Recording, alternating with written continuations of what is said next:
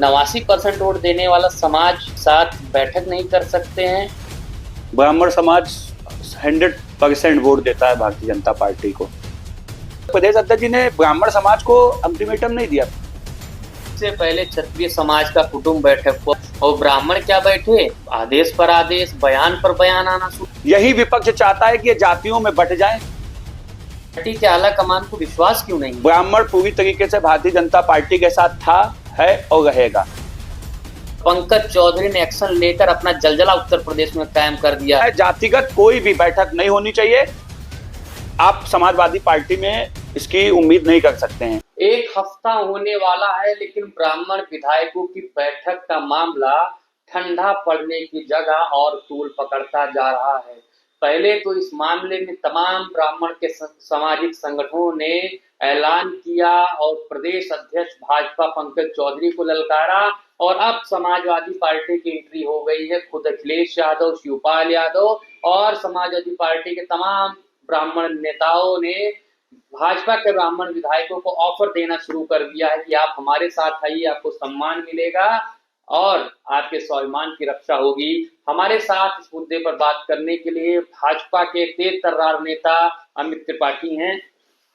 Amit ji, 89% vote ब्राह्मण देता है भाजपा को। आपका भी आंकड़ा है, आपकी पार्टी का आंकड़ा है, मीडिया का आंकड़ा है। 89% वोट देने वाला समाज और जिसके चुने जनप्रतिनिधि हैं वो एक साथ बैठक नहीं कर सकते हैं। देखिए, आपके नजर में 89%, लेकिन ब्राह्मण समाज 100% वोट देता है भारतीय जनता पार्टी को।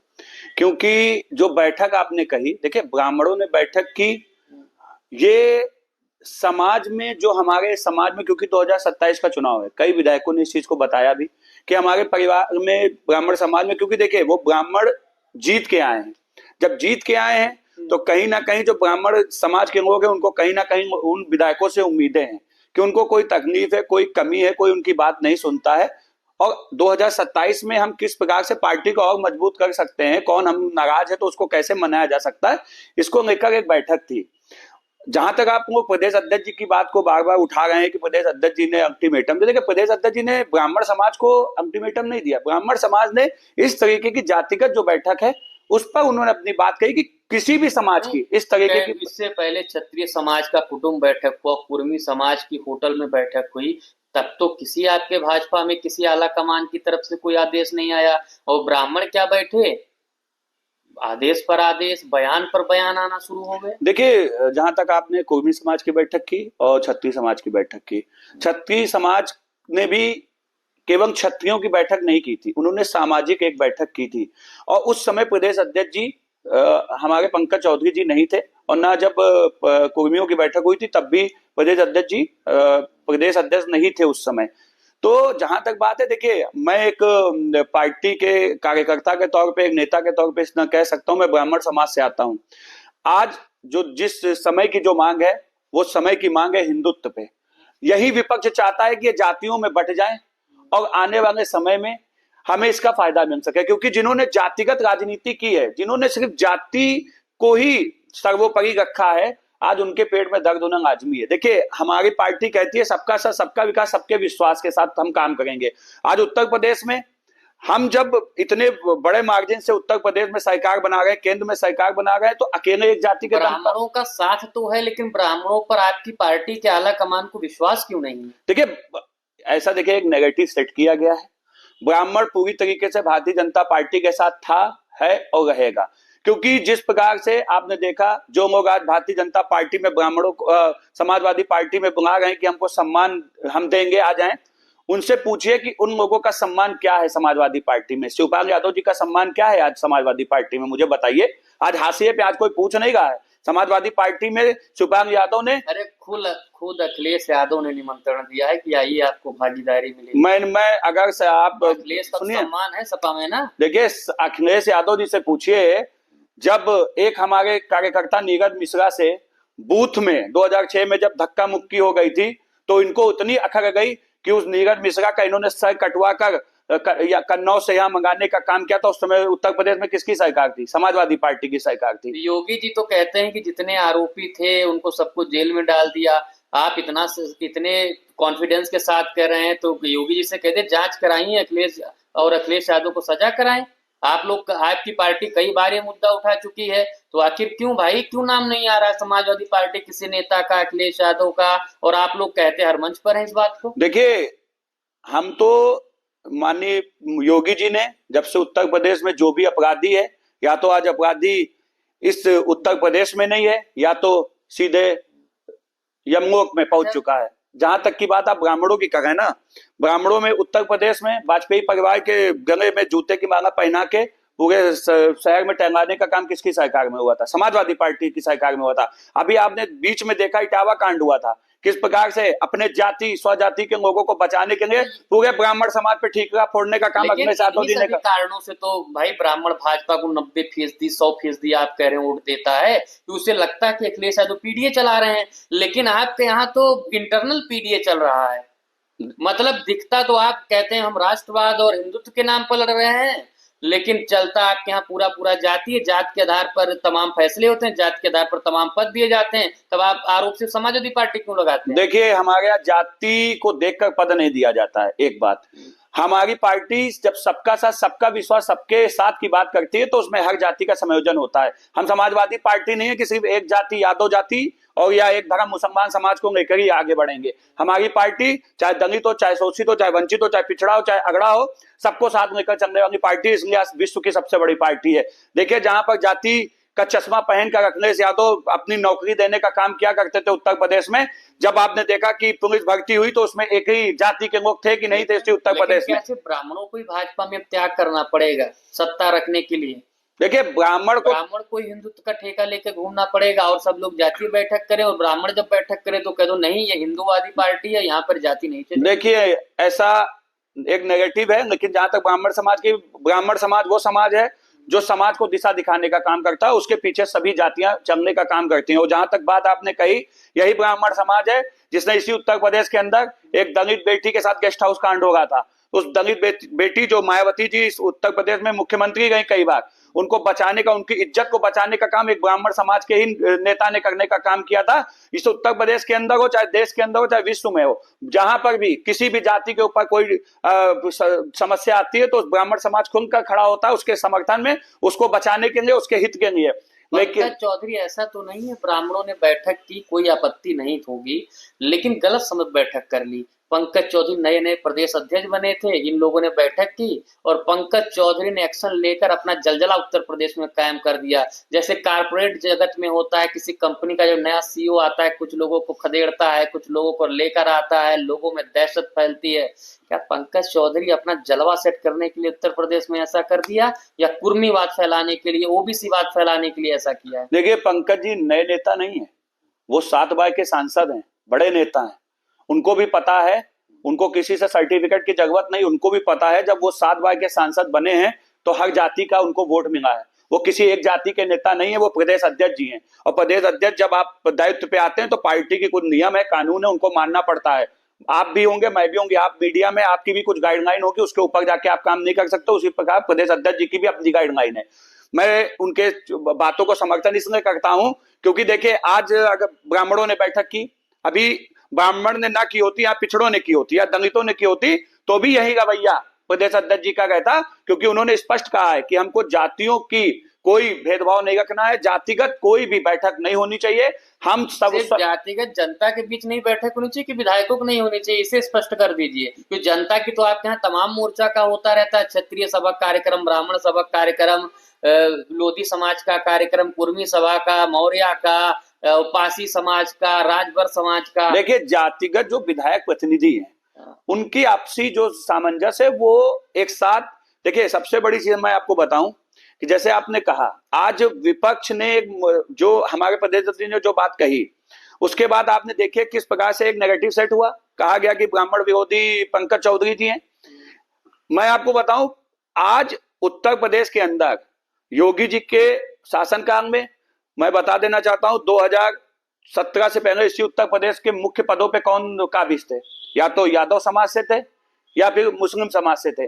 आज उत्तर प्रदेश में योगी जी के राज में आप देखिए, हमने क्या, हमारी पार्टी ने ब्राह्मण चेहरे के रूप में डिप्टी सीएम के तौर पे ब्रजेश पाठक जी को घोषित करने का काम किया। आज वो डिप्टी सीएम है। क्या समाजवादी पार्टी में आप ये उम्मीद कर सकते थे कि अनुसार तो मुख्यमंत्री होना चाहिए ब्राह्मण को आपकी सरकार? देखिए देखिए मैं एक चीज को देखिए मैं एक चीज आपको बताऊं गमन जी, जहां तक आपने जाति की बात की है, मैं ब्राह्मण समाज से आता हूं। हर समाज को अपनी अपनी इच्छा रहती है कि उनका जो नेता है वो उस समाज से प्रतिनिधित्व करे, लेकिन मुख्यमंत्री का पद एक होता है और जो उसके नायक होता है उसको उस समय उस पोजीशन पे बैठाया जाता है।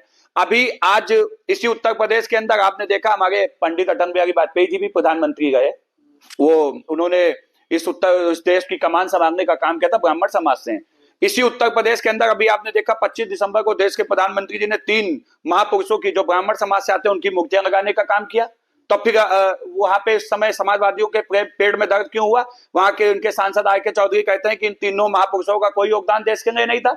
अब मुझे बताइए, क्या ये लोग तय करेंगे कि किस महापुरुष का? अंतिम सवाल, बैठक के बाद पीएन पाठक विधायक कुशीनगर, उनके घर पर आयोजित हुई थी बैठक के अगले दिन सुबह वो निकल गए विधानसभा खत्म होने से पहले ही क्षेत्र में, और कई दिन तक उनका कोई बयान नहीं आया। मामला इतना तूल पकड़ा, कल उन्होंने एक पोस्ट की जिसमें उन्होंने लिखा जय श्री राम, जय सनातन, जय भाजपा, और उन्हें कहा कि ब्राह्मण बौद्धिक जाति है और ये जहां भी बैठती है वहां पे सर्व समाज के हित की, धर्म की, सनातन के आगे बढ़ाने की ये चर्चा करती है।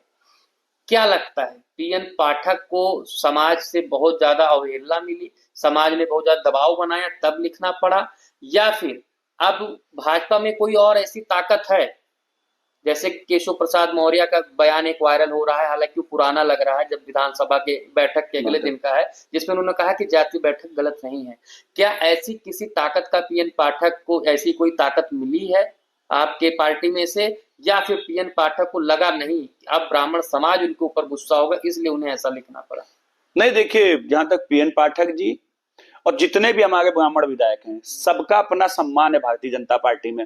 ये आप समाजवादी पार्टी में इसकी उम्मीद नहीं कर सकते हैं।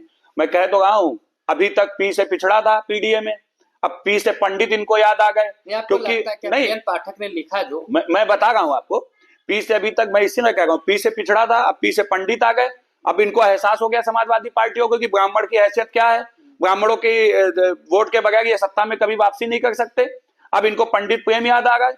मैं कह तो रहा हूं, इतना धोखा इन्होंने ब्राह्मणों के साथ किया है। ब्राह्मणों को इस मुख्य पदों पर समाजवादी पार्टी सरकार में आप मुझे एक पद बता दिए जिस पर ब्राह्मण समाज का प्रतिनिधित्व का रहा हो, कभी नहीं रहा। एक या तो यादव जाति से था या मुस्लिम समाज से था, ना दलित का था ना पिछड़ों का था, केवल इनकी जाति का था और इनके मुस्लिम समाज से था। जहां तक पीएन पाठक की बात आपने कही है, देखिए पीएन पाठक जी एक चुने हुए प्रतिनिधि है। उन्होंने जो बात कही आपने कहा, उन्होंने लिखा जय श्री राम, जय भाजपा। देखिए उन्होंने इस बात को फिर तय किए, सबके सामने सार्वजनिक किया कि भारतीय जनता पार्टी ने उनके ऊपर कोई दबाव नहीं बनाया, उन्हें कोई फटकार नहीं लगाई। उन्होंने इस चीज को बताया कि जो ब्राह्मण समाज है वो हर जाति को, मैंने आपके अभी इसी बयान में कहा भी कि ब्राह्मण वो समाज है जो समाज को दिशा दिखाता है। जो जितनी भी जातियां हैं उनमें कहीं पर भी कोई समस्या है तो ब्राह्मण समाज उसको आगे निकल जाता है, उसके हित के लिए बात करता है। तो उन्होंने उसी बात को सामने रखा है। लेकिन आखिर बाहर विधायक क्यों नहीं निकल पा रहे हैं? वो लोग बयान क्यों नहीं दे रहे? वो लोग कह देना कि पंकज चौधरी जी हमारे बॉस हैं, और अगर मान लीजिए हमसे कुछ गलती हो गई थी तो उन्होंने अगर फोन करके कह ही दिया तो गलत क्या है? विधायकों की क्या है, विधायकों को डर है कि ब्राह्मण समाज नाराज हो जाएगा अगर पंकज चौधरी को यस बॉस कह देंगे तो? नहीं, देखिए बॉस किसी के कहने से कोई नहीं होगा, वो बॉस हो चुके हैं। जब उनको पार्टी ने प्रदेश अध्यक्ष घोषित कर दिया तो वो सबके बॉस हैं, हर जाति के बॉस हैं, और उनका निर्णय सर्वमान्य होगा, हम सबको मानना पड़ेगा। हम सब पार्टी के अनुशासित कार्यकर्ता हैं, सभी उसका सम्मान करते हैं, और पीएन पाठक जी भी उसका सम्मान करते हैं। जितने भी लोग अभी उसको, जो ब्राह्मण है वो योगी जी से नाराज जो बता रहे हैं, उनको बता दीजिए कि वो जितने भी विधायक उसमें बैठे थे सब योगी जी के करीबी ब्राह्मण विधायक बैठे थे। उन्होंने किस प्रकार से 2027 में ब्राह्मण समाज कितनी मजबूती के साथ 2027 में भारतीय जनता पार्टी को मजबूत करेगा। विधायकों को क्या करना चाहिए, एक अंतिम आप अपना रिएक्शन दीजिए कि विधायकों को कब क्या करना चाहिए? इस मुद्दे पर आकर बयान देना चाहिए या फिर अनुशासन के चलते शांत ही रहना चाहिए, जो आपकी पार्टी में कभी कभी चलता है? नहीं, देखिए मैं एक छोटा सा कार्यकर्ता भारतीय जनता पार्टी का, वो एक चुने हुए प्रतिनिधि है, बॉस हमारे पंकज चौधरी जी हैं।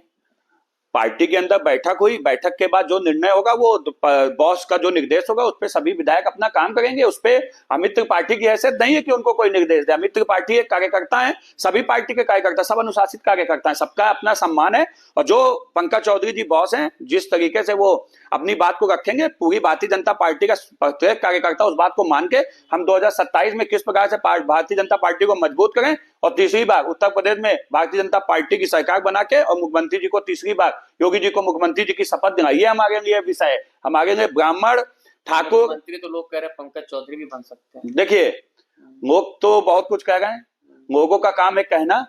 और भारतीय जनता पार्टी का जो कार्यकर्ता है वो योगी जी के नेतृत्व में 2027 में, क्योंकि तो जो सुना आपने, हमारे साथ थे भाजपा के तेज तर्रार नेता अमित त्रिपाठी, जो अक्सर कार्यक्रमों में दिखते हैं, रैलियों में दिखते हैं, अक्सर मीडिया के सामने रूबरू होते हैं, बड़े बड़े चैनल्स में बोलते हैं। अमित त्रिपाठी का कहना है कि विधायकों ने बैठक की और पंकज चौधरी बॉस हैं, उन्हें कुछ गलत लगा होगा तो उन्होंने ऐसा कहा। हालांकि जो कहा वो पार्टी के लिए अच्छा ही होगा। और बात रही विधायकों की, तो विधायक जो है वो योगी के, जिन्होंने बैठक की तो योगी के करीबी हैं। ऐसे में ये कहना है कि योगी के खिलाफ बैठक थी, ये गलत है। भाजपा के खिलाफ बैठक थी, ये गलत है। और बात रही समाजवादी पार्टी में ब्राह्मणों के जाने की, ब्राह्मण विधायकों की, तो समाजवादी पार्टी सपना छोड़ दे, क्योंकि समाजवादी पार्टी को जब जब मौका मिलता है वो ब्राह्मणों पर अत्याचार करती है और ब्राह्मणों का उत्पीड़न करती है। कैमरामैन आलोक के साथ हम मिश्रा, भारत में।